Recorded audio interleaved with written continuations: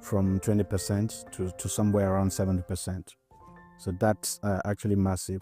And there was a time we actually had a problem. We were suspended from YouTube monetization.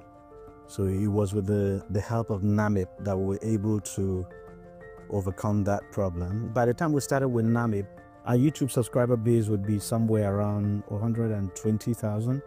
As we speak today, we are over 200,000. We started with about 5 staff, but now we're about 12 that we're working, and salaries are being paid as at when due, 27, 28 of every month.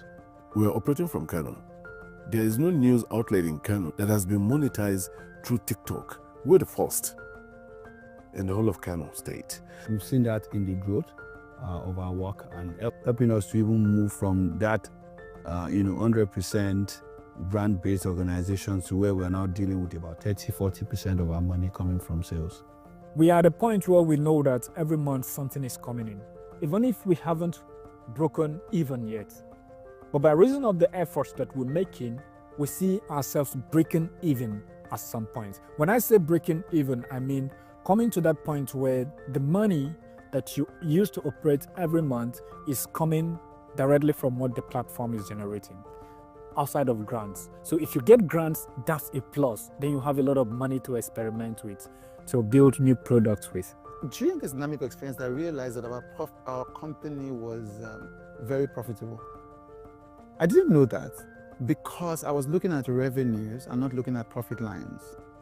Now, what I realized later was that grants had made it possible for us to do big things. But the core of the business was already profitable.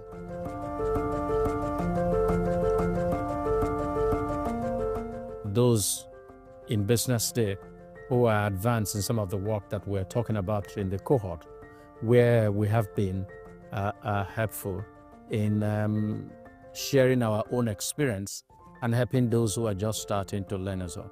The biggest thing that NAMIP did for us was like giving us the platform to interact with other media platforms, leaders of other media platforms, attending conferences, workshops, and see how others are tackling their problems.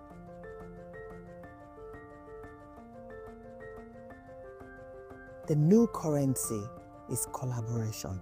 NAMIP made it clear to me in a very sensible way how partnership in this business can be an enabler, and it's a key area of learning for me. We've been collaborating to even do stories. For instance, we did stories together with Wikitimes, we did together with Ash News and Women Radio. And as of this moment, as I speak with you, it's so easy for us to even network into Lagos to talk with Ikeja Records and what have you, because I can still remember very much when the governor of Lagos State even introduced the first internal railway system. We had one-on-one with the Ikeja report and we're able to do things together. There's a community of practice. You have community of other experimenters, other innovators, thinking together, talking together, and peer learning. There's a lot of peer learning that's happening. I always see NAMIP as a community of people trying to figure out answers or solutions to the challenges within the Africa ecosystem.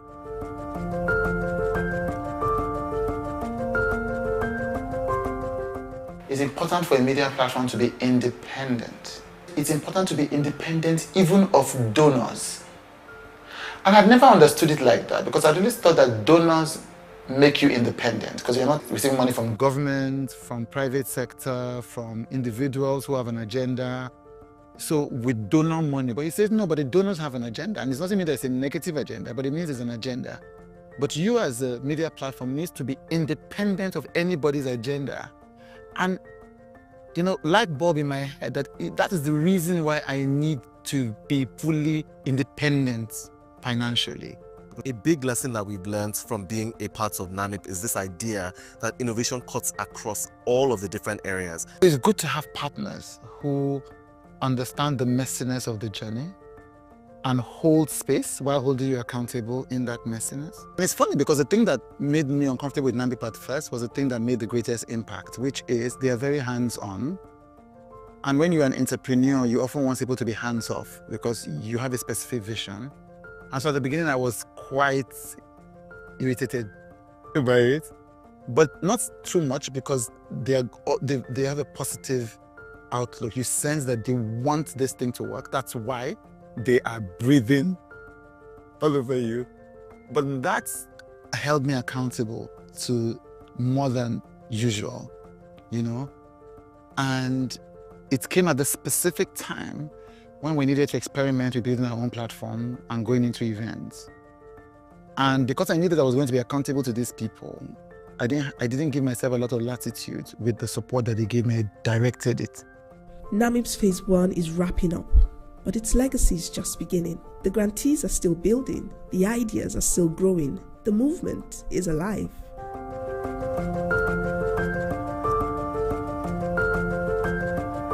We want to focus on strengthening the people who are taking the bull by the horn and taking the next step in becoming that independent media linchpin in this space. We have started work now, an early work that is to build a broadcast unit starting with television. We now have a license for television.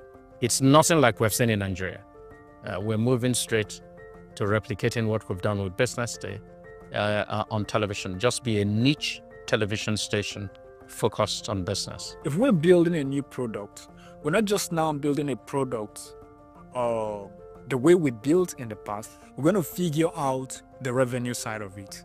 So for each product, we're looking at how we can sustain it within the short term, within the medium term, and within the long term. I'm looking forward to seeing these media organizations actually implement everything that we have tried to help them walk through, actually see them grow together, work together, and just make the media ecosystem in Nigeria much more profitable. So we have students in school who are looking forward to growing up and becoming the media business owners. And we believe that that community is going to keep growing and it's going to stay. Honestly, the program is very vital, and I hope it continues for other organizations as well. We've had our time and we're grateful for it, and we'll do our best to make sure we stay the course. I don't think the program has gotten the flowers or the recognition that it deserves. It was when I got in that I realized just how many people building media businesses in Nigeria are either passing through or have passed through NAMIP. From the outside, it doesn't seem that way. You know, it's just very quiet, very low-key. But a lot has been riding on NAMIP. Most of what we wanted to do wouldn't have been possible if the MacArthur Foundation did not actually show up and invest in the independent media space in Nigeria. And they thought a lot about the sustainability of that space and the work that the journalists were doing. And that was why they supported the work that we do. The work isn't done, and we look forward to receiving as much more support from other parties who wish to see the media thrive in Nigeria. The more the merrier. The more people believe in and understand the financial value of independent media organizations, the more there will be stronger, more equitable independent media organizations. There will be independent media organizations who are serving underserved communities. The story of NAMIP is about what happens when local media is trusted, invested in, and believed in. This is what innovation looks like. This is what resilience sounds like. This is NAMIP.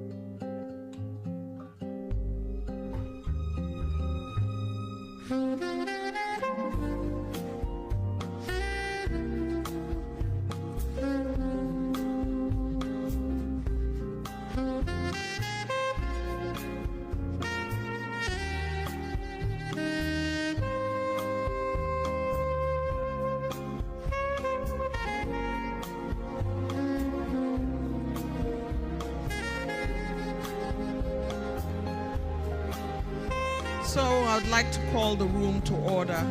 Shall we return to our seats, please, and settle down at this time? As we begin the post-tea break tranche of this conversation, we are at the Media Sustainability Conference at the Abuja Continental Hotel, specifically the Ladi Kwali Hall. Please find your way to your seats. Let's kick off the next tranche of conversations, keynotes, addresses, as it were. This theme is about future-proofing Nigerian journalism. And that's so important. It's so important to know that there are institutions that were wearing their caps, their thinking caps, very early on as innovation, transformation, and digitization began to gallop through the world. And as that began to happen, you heard earlier, newspapers began to disappear because they were no longer sustainable. Old methods of seeking revenue began to change. Our audiences began to shift. And when that began to happen, if we were not ready for the transition that the digital age thrust on us, then we simply just evaporated into thin air. One of the institutions that was wearing its thinking cap was the Media Trust. But ahead of them, there were institutions across the world who suddenly realized that this business of going digital was not going to go away, and that disruption, as you heard earlier today from Mr. Mandel, is going to remain the only thing that you will know for a long time to come. And so the New York Times was transiting in a manner that was hybrid, and when all other papers died, it remained standing. The Washington Post, the Wall Street Journal, the Atlantic, and add that from the Nigerian perspective, the Media Trust Group. Today, we're going to listen to a man who has done this, done that, worked extremely hard at building a media conglomerate. He's a man who would be sharing his experiences, but I'd like to bring you up to speed about the things he has been up to. He started, actually, as just a journalist with great vision. He was former managing director and editor-in-chief of Daily Trust, Media Trust Limited. He had earlier roles at Daily Triumph, Today, and Citizens Magazine. And he was South African correspondent for the BBC House of Service. I'll tell you what he does now, but before then, I'll tell you how he enabled his team to invite me back after hanging my boots as a television newscaster to say, come and read the news on our fledgling Trust television station. And he described it appropriately as a celebrity presenter. It was difficult to say no.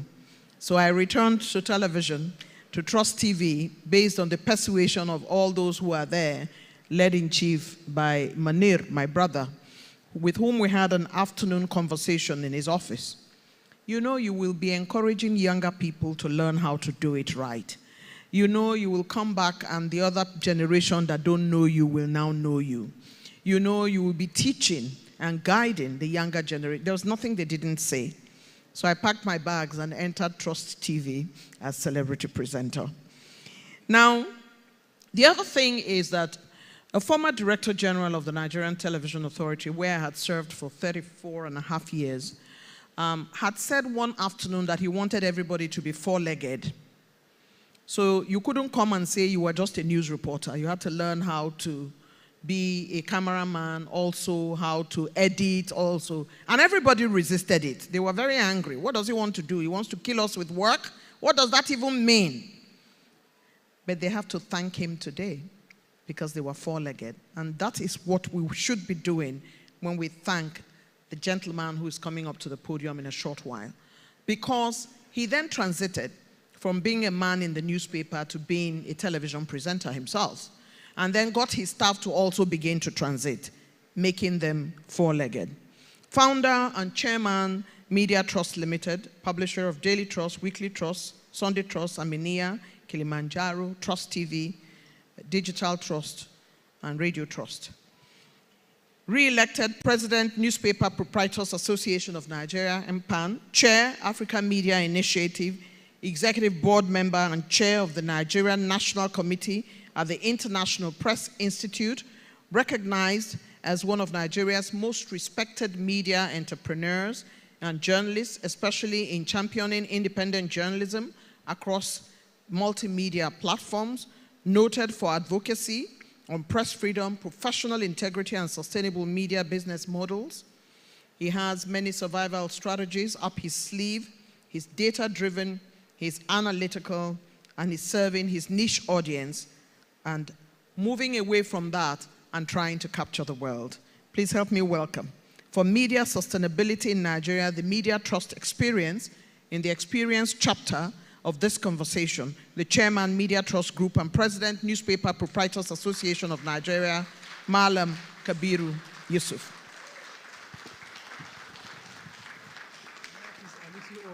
Thank you. I was saying that was a little overdone. to be honest, from Mrs. Eugenia Abu. But I'm happy to be here to share what experience I have. At first, I was really reluctant because I thought those of us who have lived this experience in the Daily Trust, whatever it was, are not the best people to talk about it, because we're not going to be objective. We could offer insight into the struggle we went through, but to now come here and start praising or saying what good things we are doing, it's probably not quite in my nature, let me say. So I was a bit reluctant. Secondly, I thought that media sustainability is such a changing situation that someone my age and my circumstances may speak about things that are past, but not so much what is happening now. In my company, a lot of the times now, people will say, look, we'll be discussing some problem, maybe HR or marketing, whatever, and they will say, I've checked AI.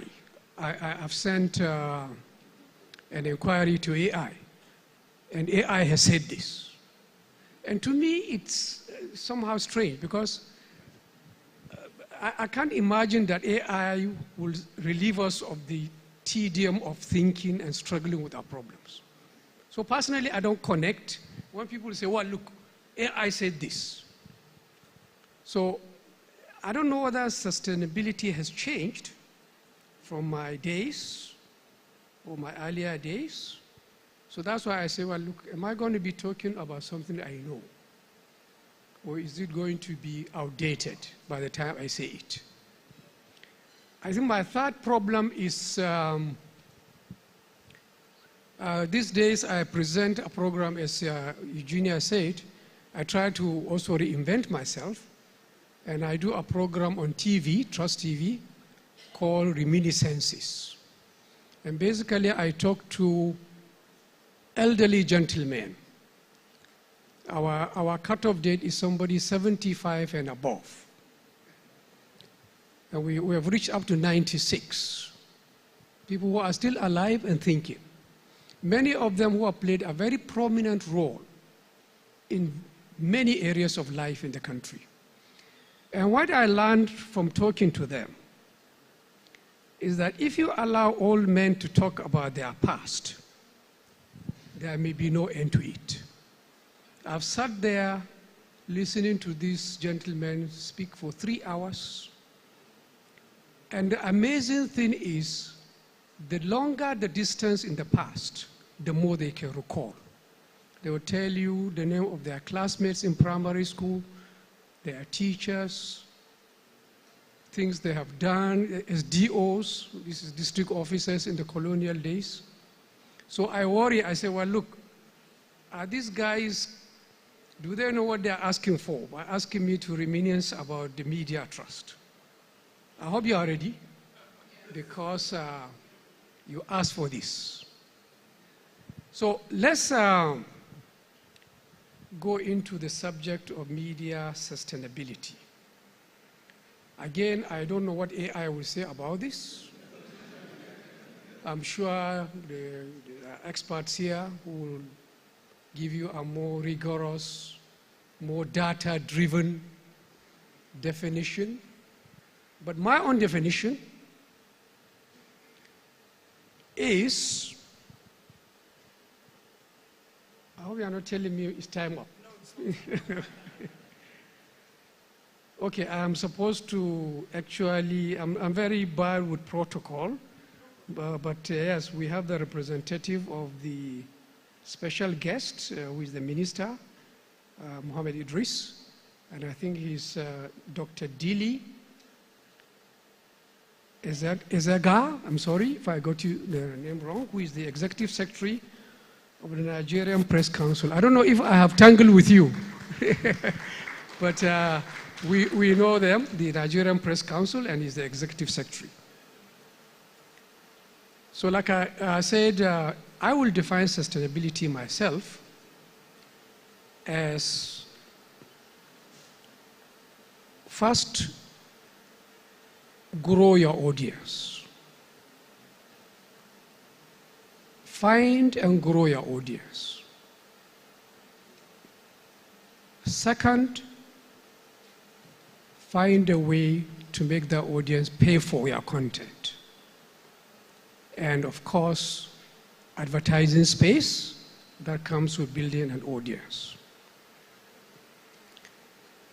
Third, get the right people and the processes to replicate what you are doing and to scale it up. Because it's not enough to do it for 1 year or 5 years or 10 years. You must do it for as many years as possible. At Media Trust, we have done it for 27 years now, and we're still learning how to do it. So if you do those things, grow your audience, if you can find a way to make them pay, that is monetize. We all use this word, but it's easier said than done, especially now that the business model is changing constantly. We used to worry about the internet, online. Now we have to worry about AI. And nobody yet understands how AI will fully change this business. But whatever it is, and whatever is the medium, whether it's the newspaper, whether it's radio, whether it's television, whether it's digital, you have to capture the audience. You have to know this audience, and you have to make them pay for it. I will come to other models which are non-paying models, and maybe how they survive. I'm not an expert in this field, but I can say that for sustainability, you ought to be able to get somebody to pay for what you are doing. The best person to pay is the customer, if you can get him. If you can get other people to pay, fine and good.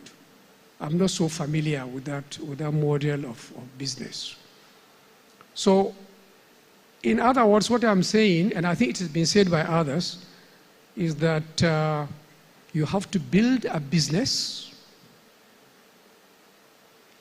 that will pay for good journalism, which pays back with good business in its own time. So it's a cycle.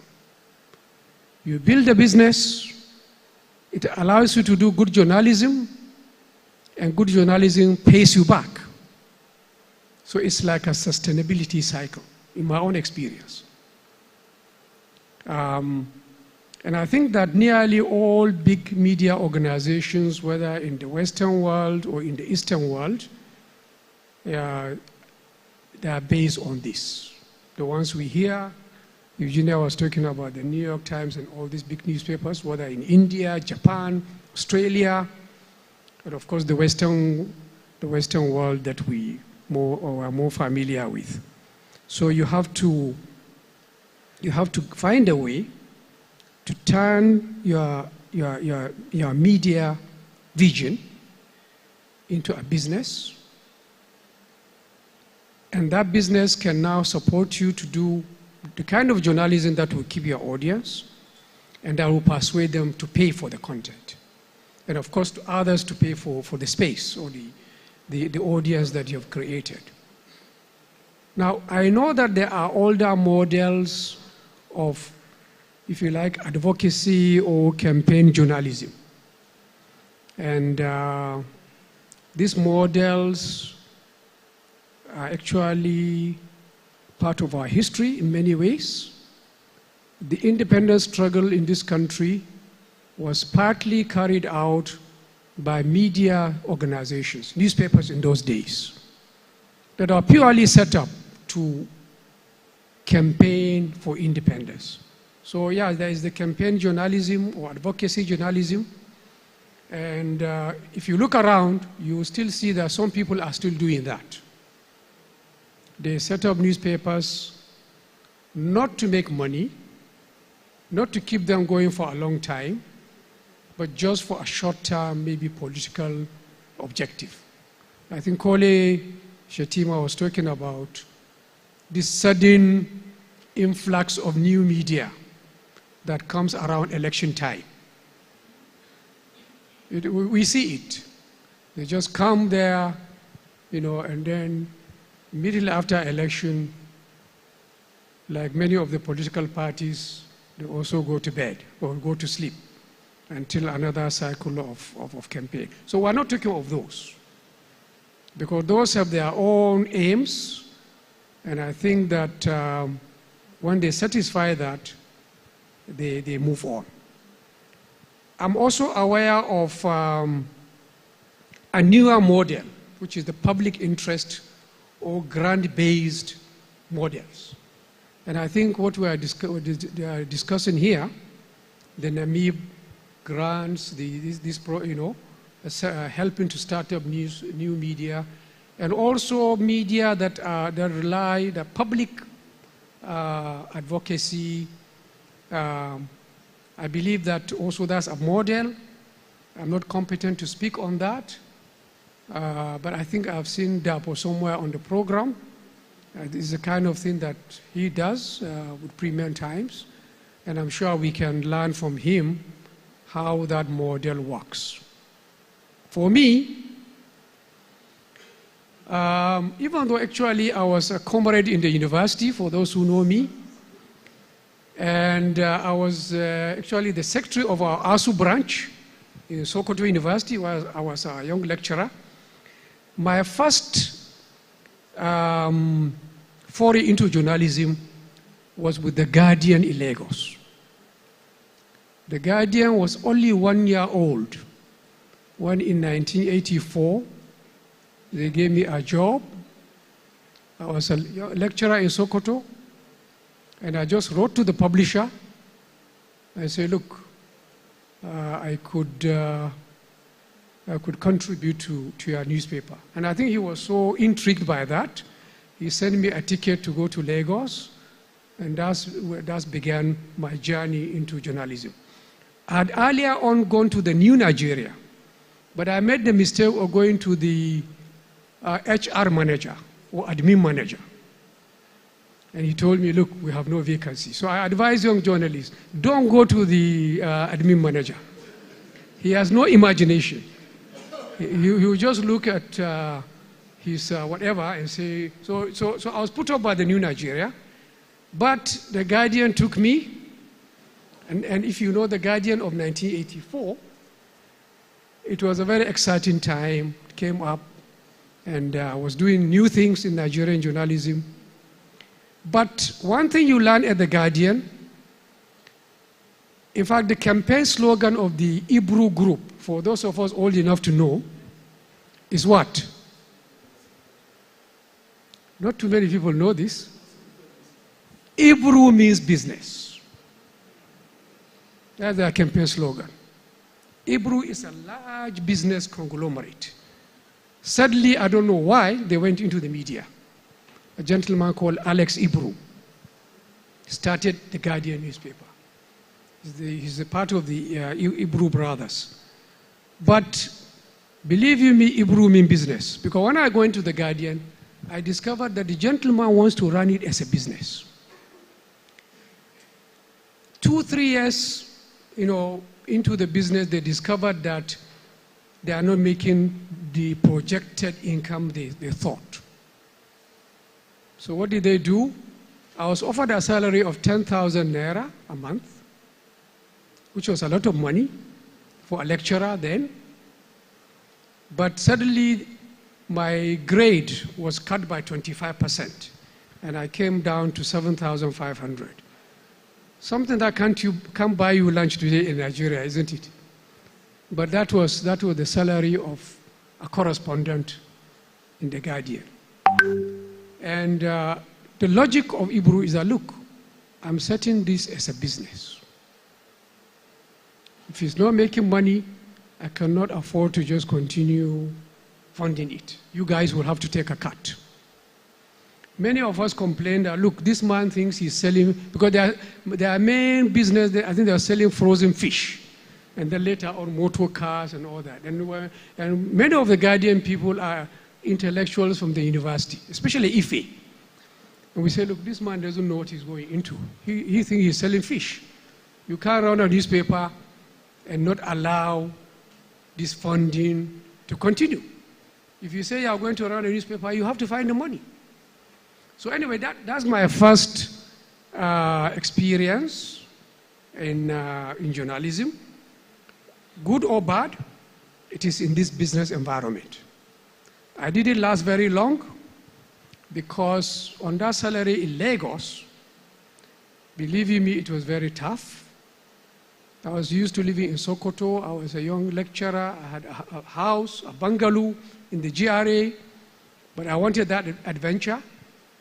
But I discovered that I was soaking gari for my dinner every day, and I wasn't used to it.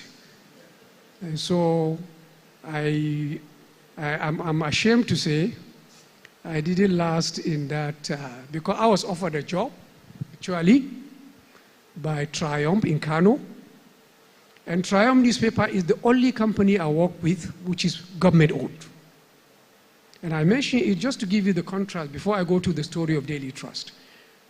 The contrast between working in The Guardian and coming to Triumph.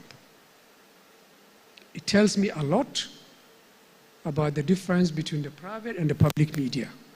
In Triumph, I was given the grand title of deputy editor, straight away. But it was the deputy editor of the weekly Triumph.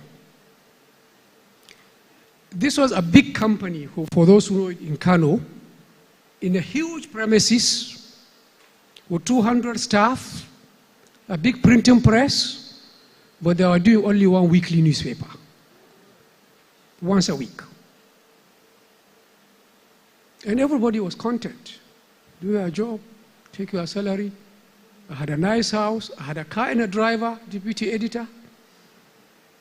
But you could see that for a young person, I mean, there are lots of other guys there who are happy, they are civil servants type, who are happy to just stay on.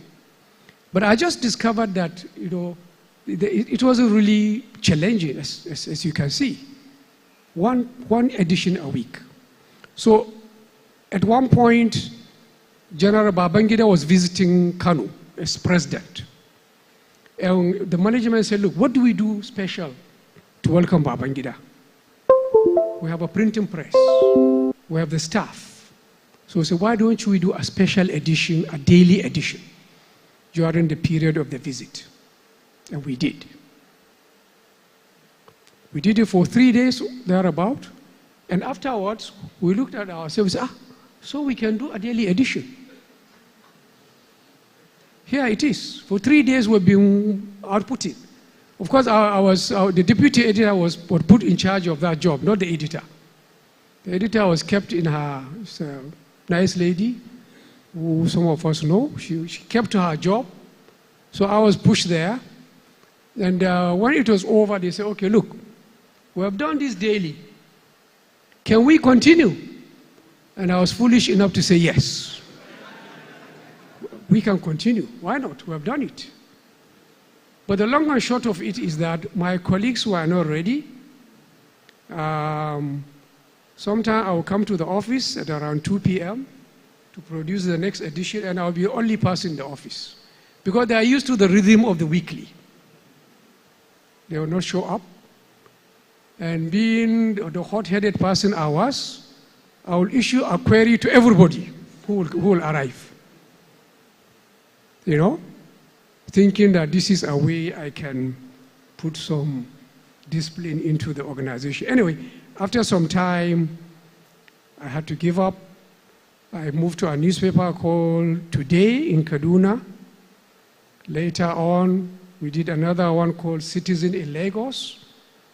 And then finally, the Daily Trust.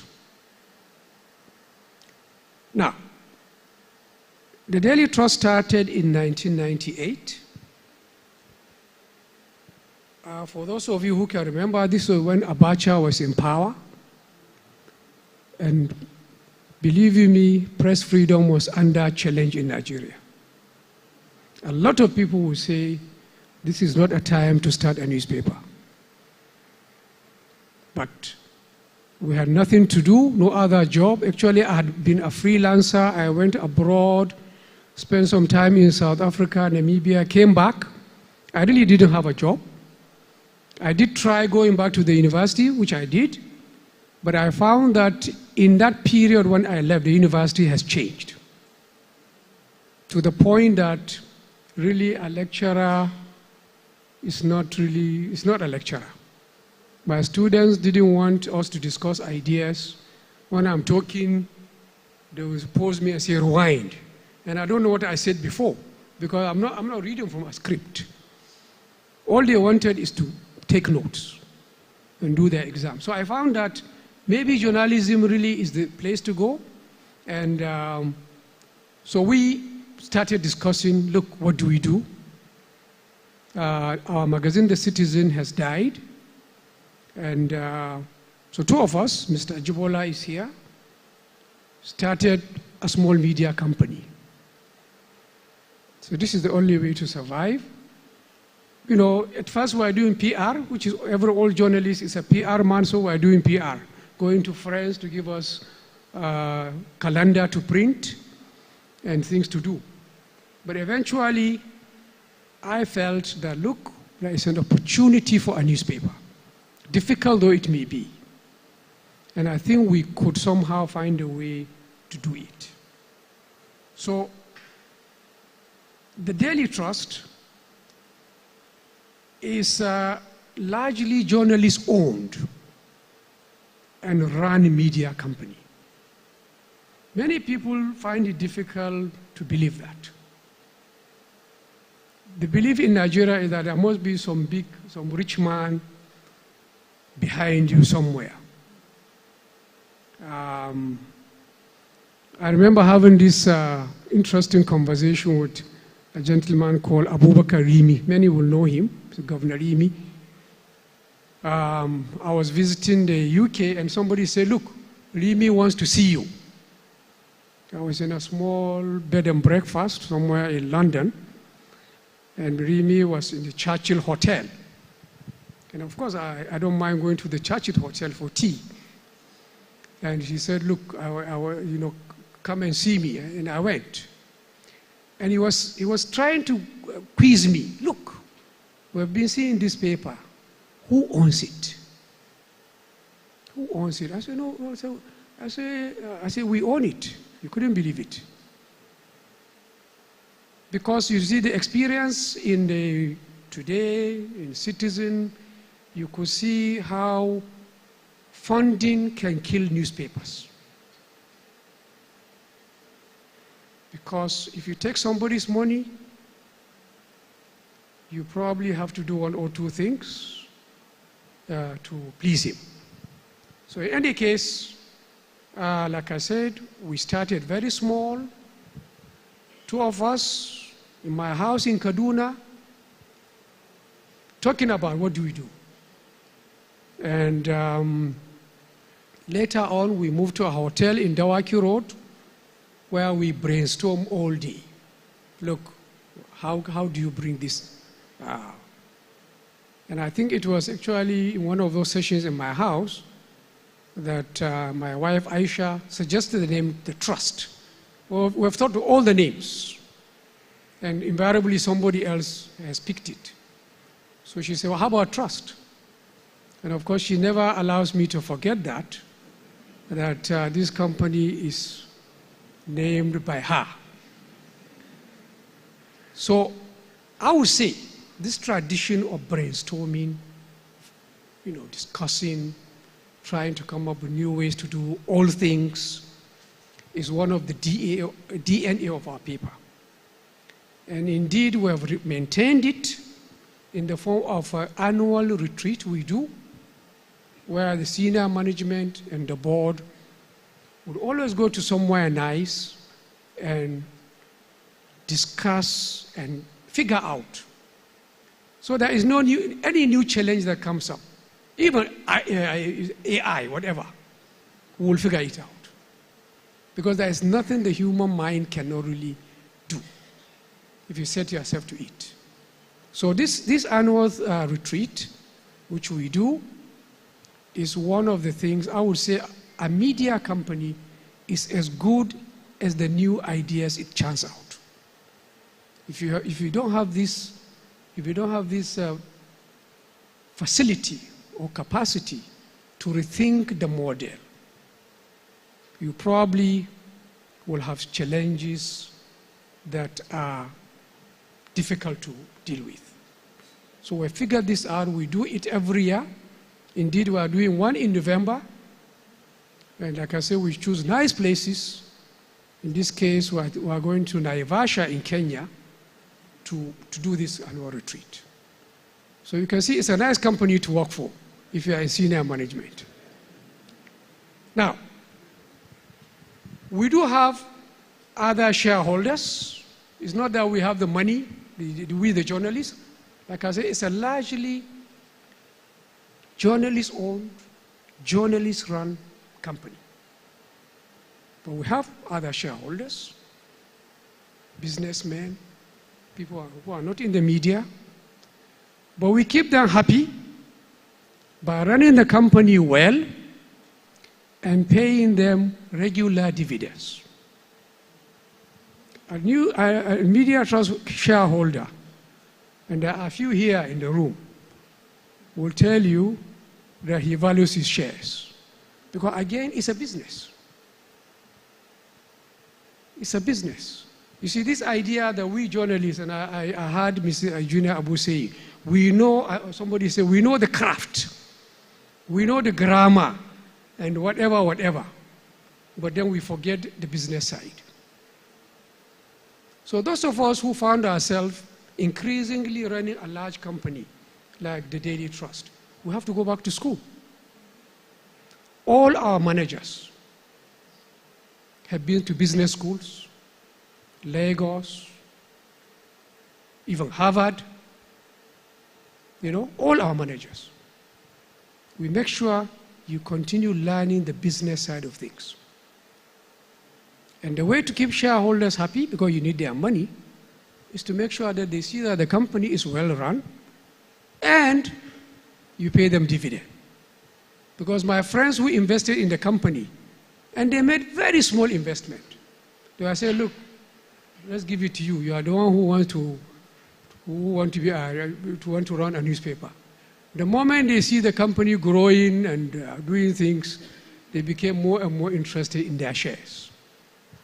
And many of them tell me today that their investment in the Daily Trust is the best one they have done. So again, it underscores the need for the media to take business side seriously. If you don't, even the content we are proud of, which is the main job of the media, may be hard to produce because somebody has to pay for it.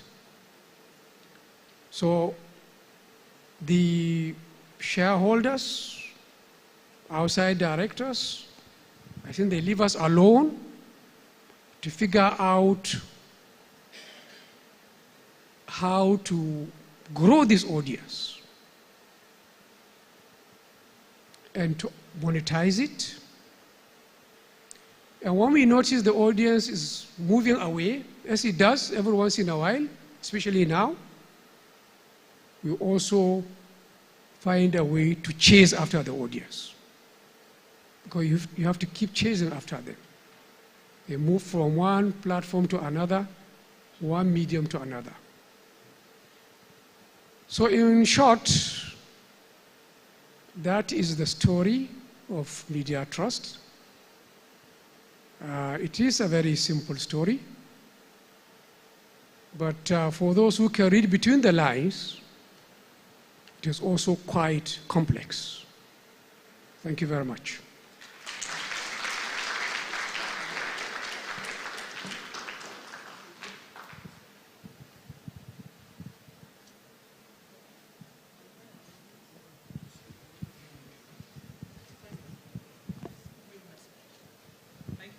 Thank you.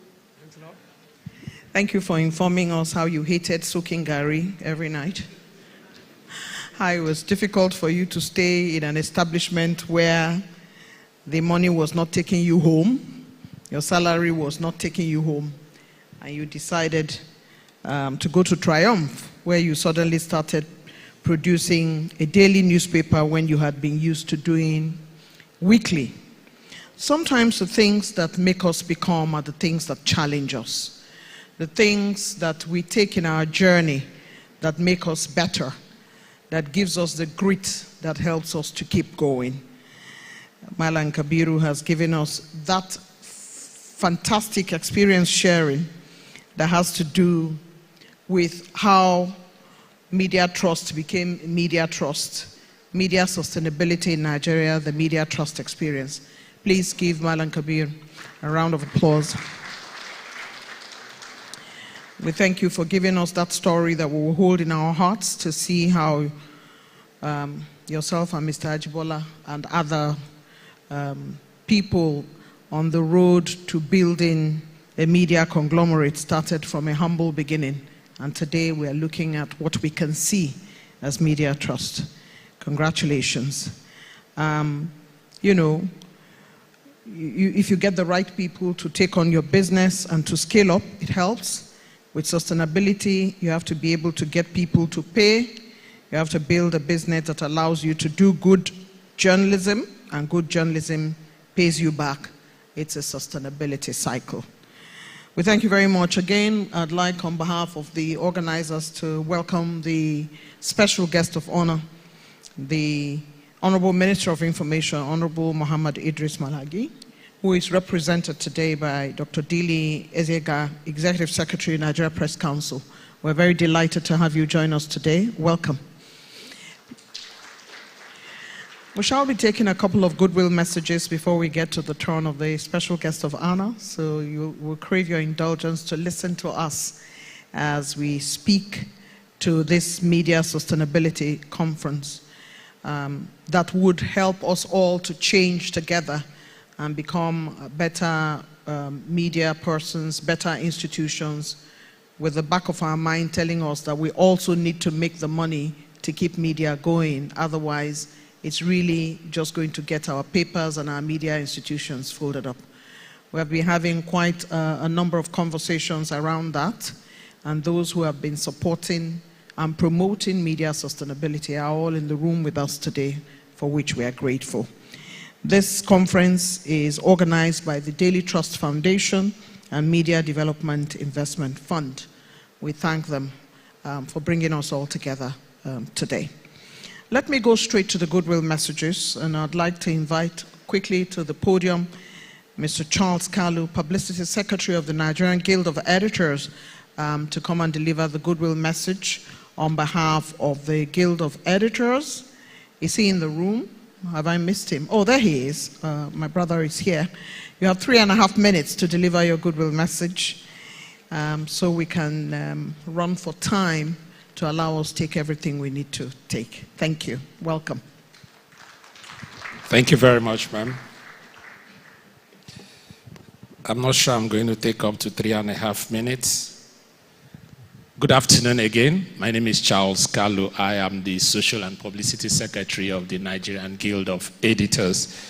Our president, Eze Anaba, he sends his goodwill message, and he wishes he could have been here, but he says I should represent him. So he has just sent me a small note to read. On behalf of the president of the Nigerian Guild of Editors, Mr. Eze Anaba, and the standing committee of the Guild, I extend our warm greetings to the organizers of this conference on sustainability of the media.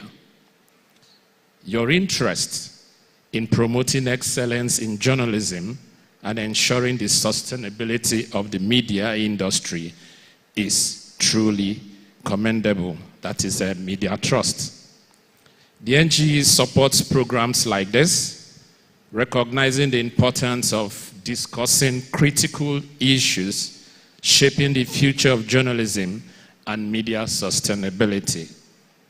The Nigerian Guild of Editors has long advocated for support for the media, including tax rebates, import duty waivers, and treating media products as educational materials. The media has played a vital role in entrenching democracy, promoting good governance, and fostering peace and unity in Nigeria. We believe that with the right support, the media can continue to thrive and make significant contributions to our society. We are confident that the insights and discussions at this conference will contribute to the growth and resilience of the media industry. We wish you all a productive and enlightening conference, and we look forward to the positive impact and the outcome of this conference that will bring to the media. Thank you very much.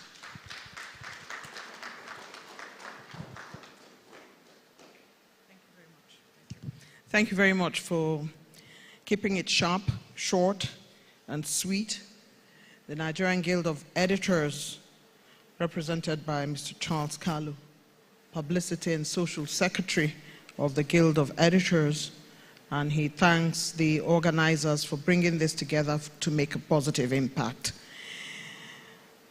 You know, at some point in our lives, we were in COVID, and during that period, the media was very robust in trying to bring the stories to the table. But while all of that was going on, the media also lost quite a number of people who had to face the pandemic and bring the stories home. In that period, I hold down a column for Business Day. I wrote an article called, "The Media is on the Front Lines. We forget too easily that we are the ones who have to go and bring the story, no matter how bad the situation is." And we lost quite a number of media personalities who are trying to bring the story. That is something that, for me, will be food for thought. Do we have insurance? Do we have the things that protect our media as they continue to do the work that is for humanity? Bringing up the second person for the goodwill message, please help me welcome Mr. Idris Akimbajo, the International Press Institute's representative. Please let's encourage him as he comes, a long walk. Thank you.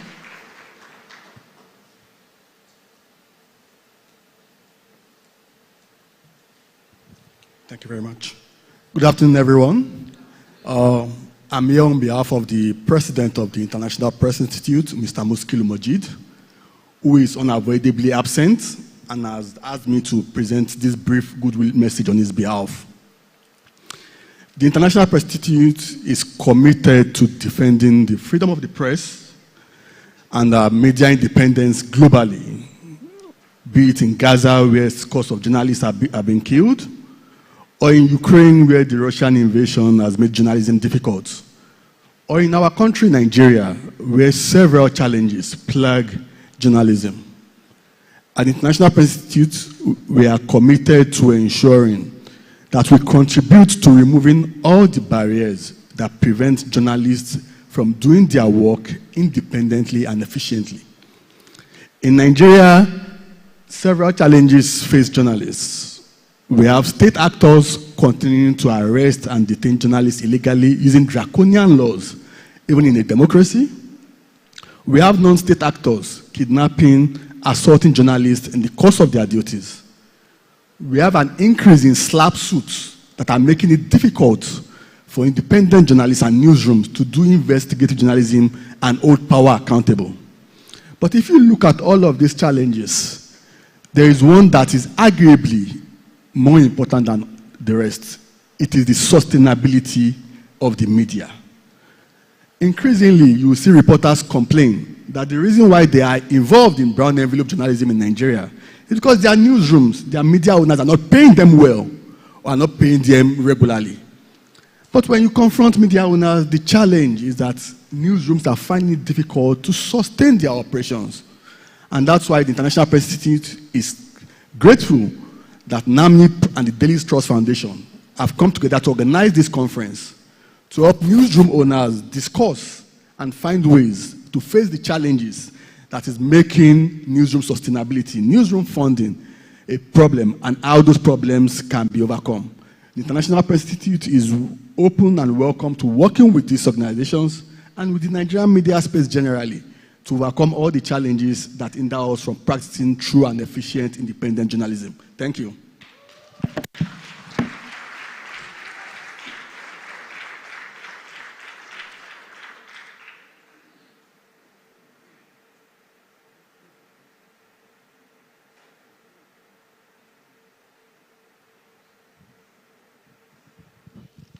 It is instructive that we know that journalism is not a piece of cake. There are challenges everywhere you turn. And yet the sustainability of the media, which we have all gathered to talk about, is perhaps one of the most important conversations at this time. I would like to thank Mr. Idris Akimbajo of the International Press Institute for his intervention. We go straight away to one of Nigeria's leading professional organizations, the Nigerian Union of Journalists, is represented today by Ms. Joy Baba Yusufu. There she is. If there were no women delivering goodwill messages, I would have risen in stout defense.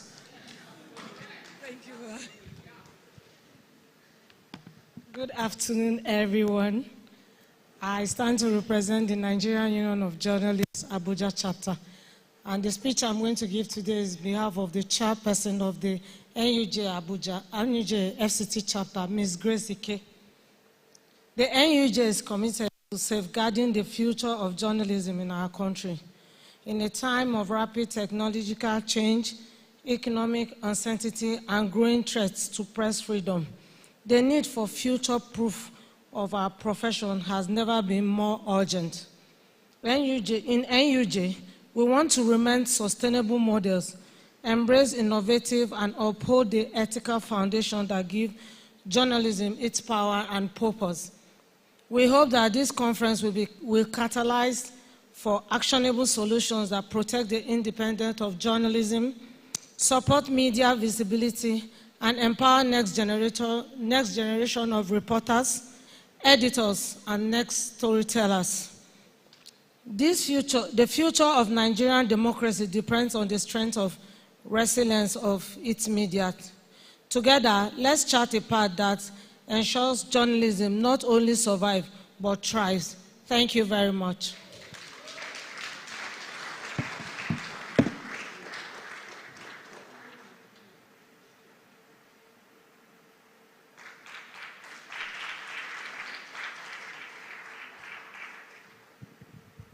The Nigerian Union of Journalists is committed to safeguarding journalism in Nigeria, and there's no more critical time than now.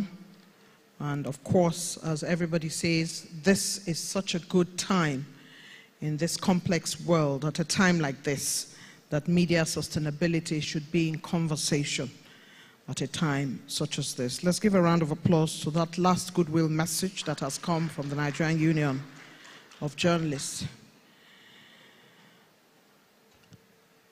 The representative of the Honorable Minister, CEOs of media institutions, our speakers, our keynotes, moderators, and panelists, distinguished participants, our co-hosts who have graciously allowed us to enter the room and have this conversation, the Daily Trust Foundation and Media Development Investment Fund.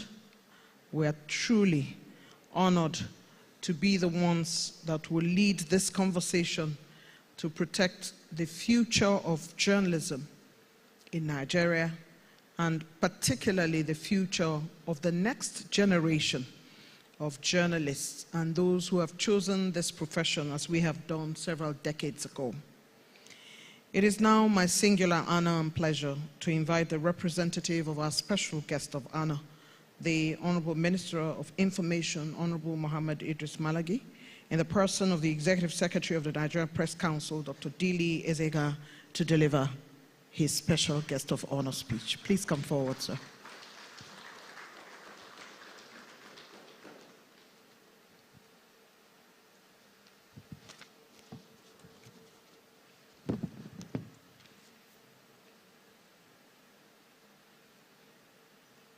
I didn't put chief, although I saw the red cap, so whether doctor will do or chief.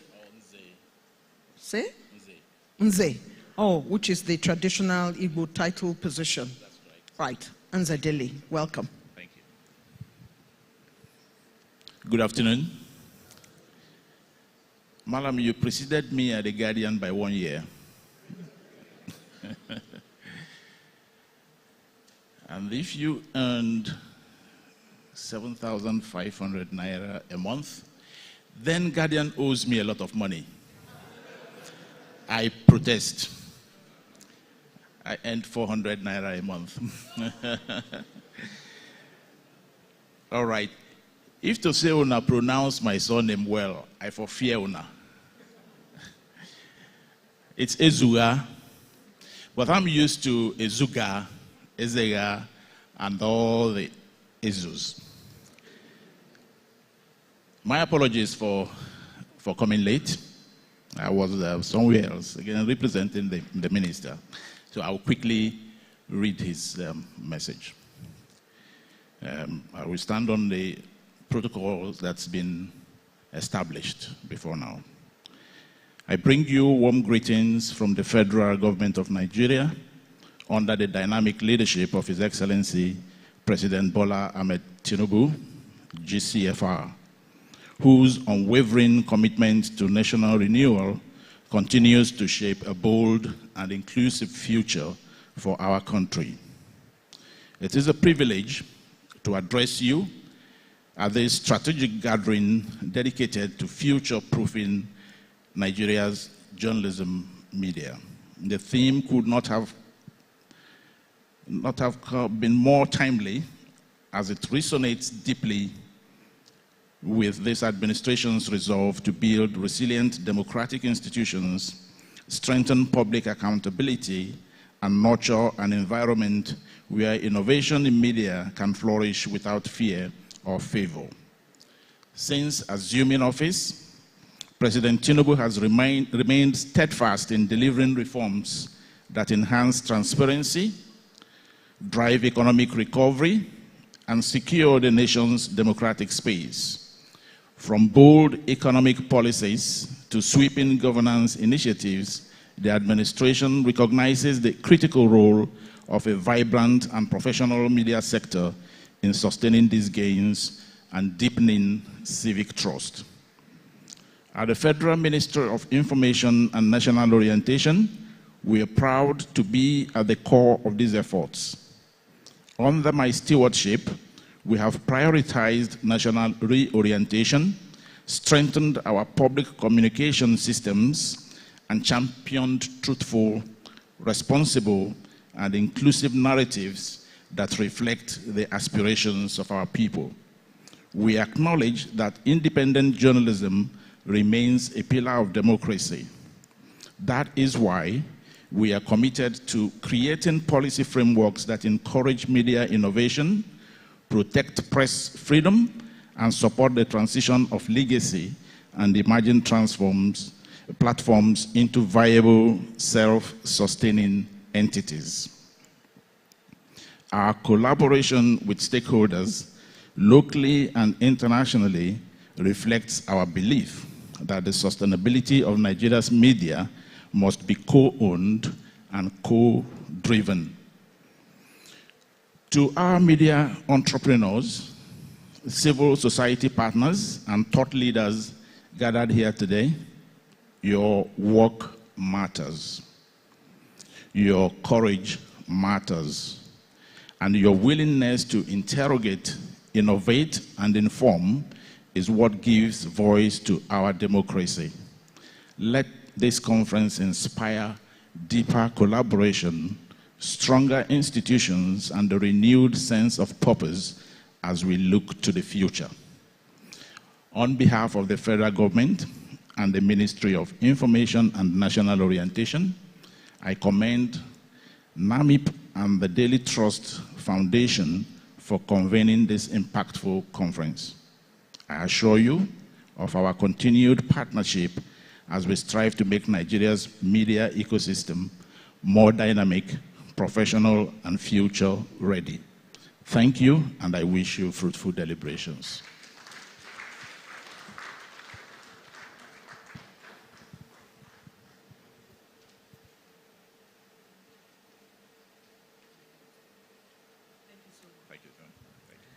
Nze, Dr. Dili Ezego.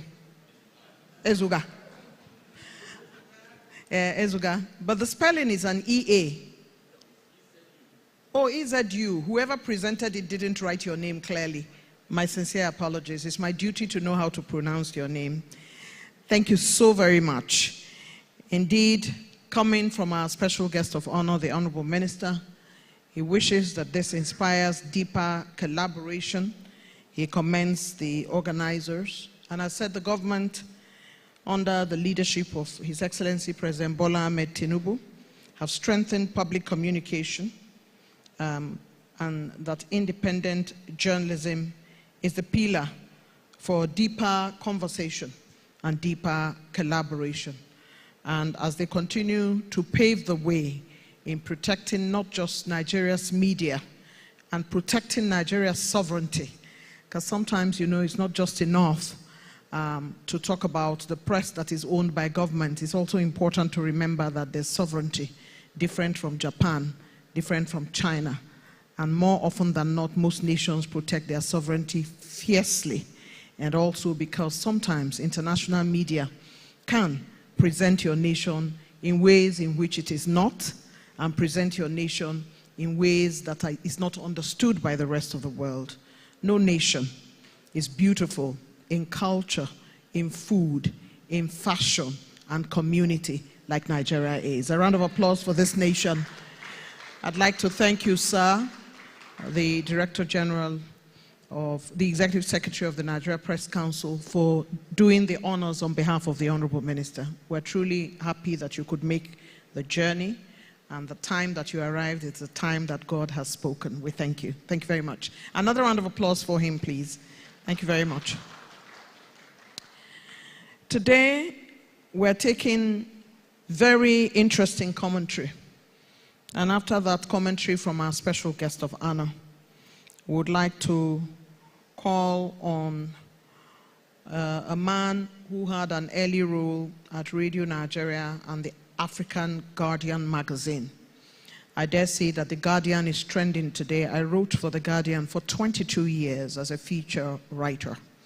And in those years, we encountered Professor Wole Soyinka on the feature page, Edwin Madunagu, Mr. Abroko, of course, whose daughter is here today. We encountered intellectuals like Eddie Iro, and the paper, as has already been rightly described, was an intellectual paper that wasn't making money at first. But the Hebrews decided that they were not going to run a paper that wasn't making money. And so the business model became, let's look for other things to do to sustain the Guardian.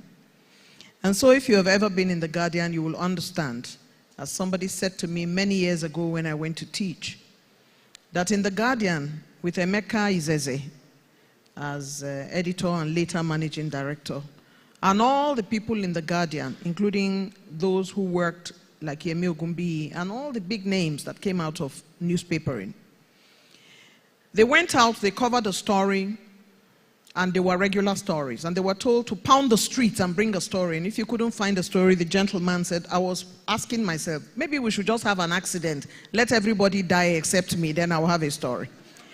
Journalists are particularly crazy, but that is the reason why we stay young. We never age. Journalists don't age. We're constantly on the run.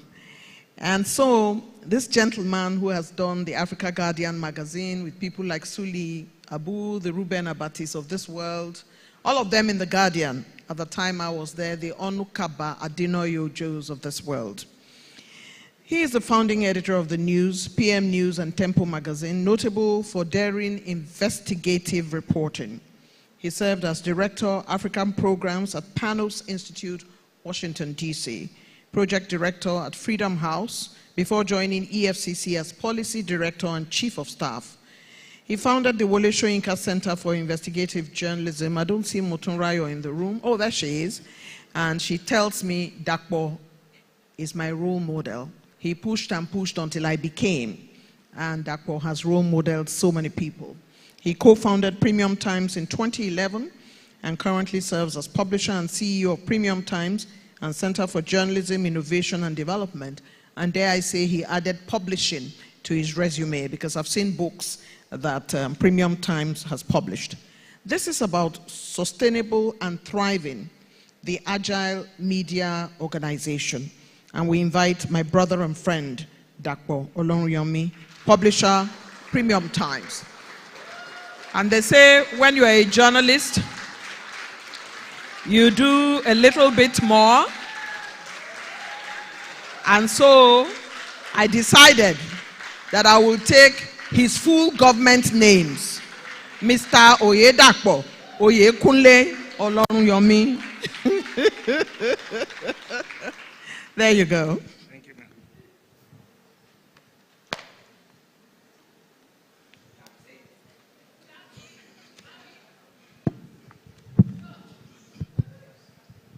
Good afternoon, distinguished ladies and gentlemen.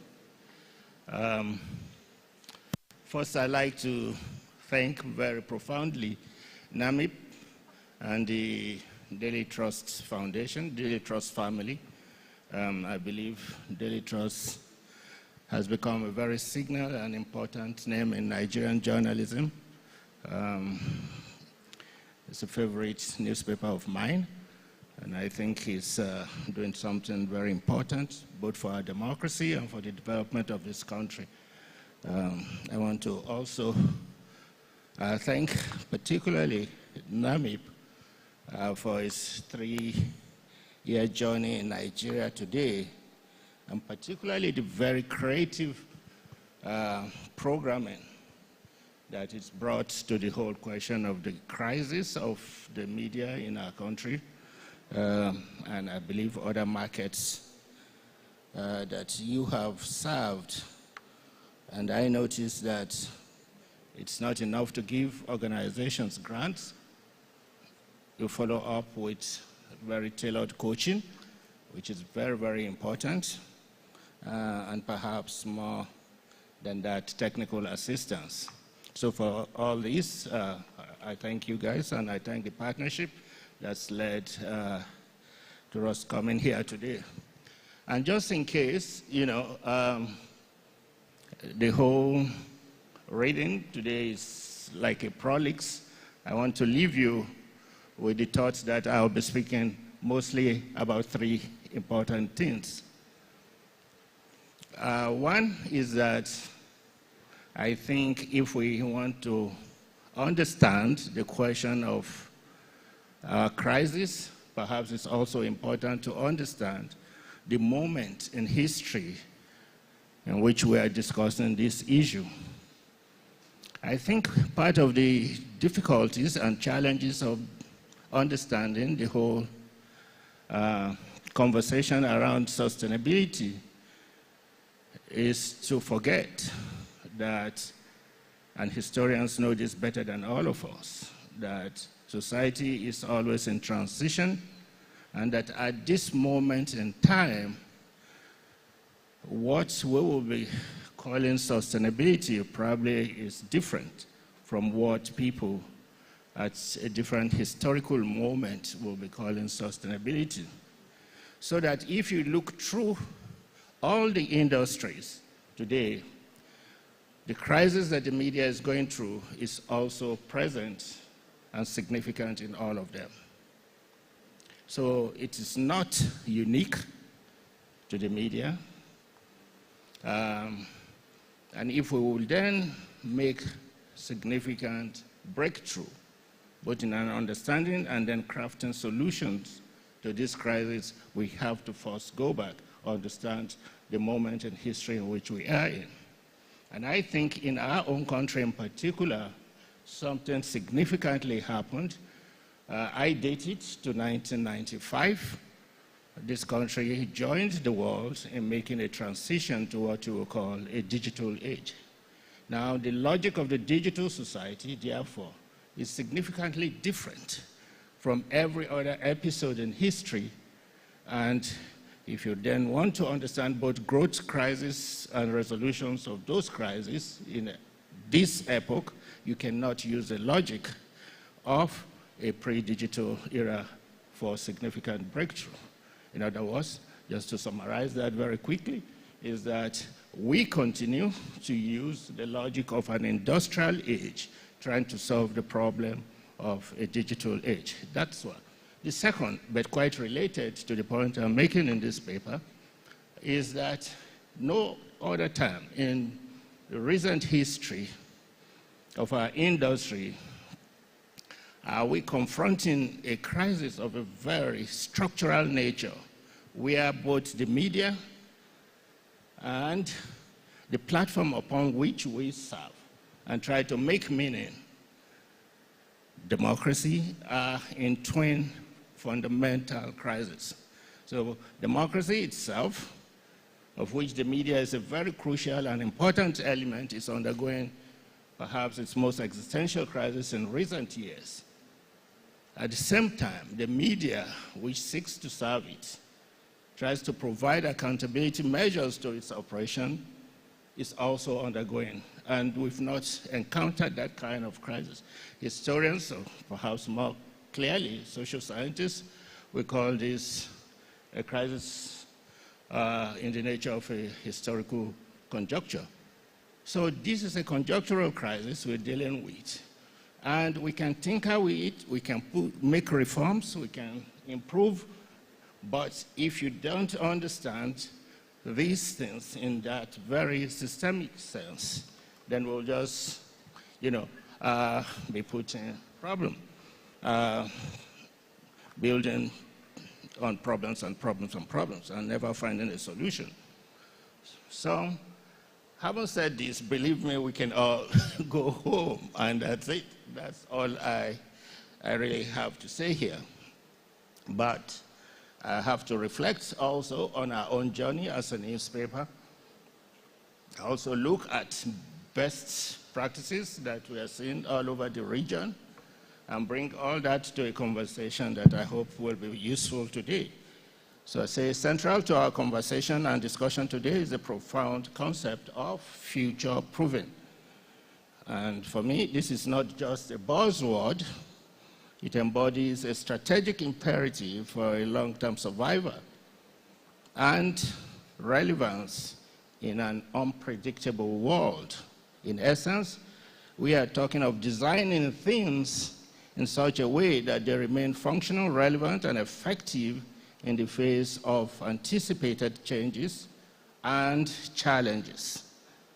In a specific context, this will represent anticipating potential disruptions from technology, fluctuating market demands, new regulatory frameworks, shifting social trends, environmental pressures, or even unforeseen crises. It compels us, therefore, to build in resilience and adaptability from the very outset. For journalism, this means creating newsrooms, business models, and content strategies that are inherently flexible, robust enough to withstand shocks, and capable of evolving without necessitating a complete overhaul at every turn. Since the goal of fostering financial independence and sustainability for independent media in Nigeria underpins our discussion today and tomorrow, let me begin with the acceptance that a media landscape heavily reliant on donor funding, a lot of which it's what is happening to the better run newspapers and platforms in the country today, are susceptible to political influence, cannot truly fulfill its crucial role as the fourth estate. It is imperative to explore innovative business models from diverse digital subscriptions to niche content creation, from data-driven advertising to community funding, with the aim of equipping Nigerian newsrooms with the tools and with the strategies to stand on their own economic feet This independence is the bedrock of credible, fearless journalism, enabling media to hold power accountable without fear and without favor. By last year's count, Africa was at the verge of a digital revolution with an anticipated 700 million internet users, promising significant transformations across economies, governance, and civil society. Yet, for the continent's media, this digital surge stands in stark contrast to a challenging reality, and the reality is shrinking newsrooms, budget, declining advertising revenue, and increasing threats to press freedom. As audiences rapidly migrate online, many media organizations struggle to monetize their digital reach, caught between the disruptive forces of technology and the persistent grip of traditional business models. This paradox, digital expansion on one hand amidst financial contraction, they form the core of a media sustainability crisis. In Nigeria, for instance, newsrooms are facing layoffs and closures, even as social media consumption skyrockets. Across the continent itself, platforms like WhatsApp and TikTok dominate information dissemination, but their algorithms often prioritize viral content over thoughtful journalism, such as investigative or solutions-oriented reporting, leading to an erosion of trust and fragmentation of public discourse. Simultaneously, journalists contend with political intimidation, opaque technology policies, and the fundamental question of how media organizations can survive and truly thrive in such a volatile environment. I think the answer lies in spritefulness, in agility, the capacity to adapt revenue streams, effectively leverage technology, and deepen audience engagement without compromising editorial integrity. Pioneering initiatives are already emerging, from first mobile news startups to donor-funded investigations, charting viable paths forward. However, systemic solutions necessitate more comprehensive approaches, including policy reforms to establish a level digital playing field, strategic investment in local talent, and a fundamental re-imaging of journalism's valued proposition in an era saturated with information. So today we confront these challenges directly, exploring how media can transform disruption into opportunity. Undeniably, now financial sustainability remains the most pressing concern, obviously.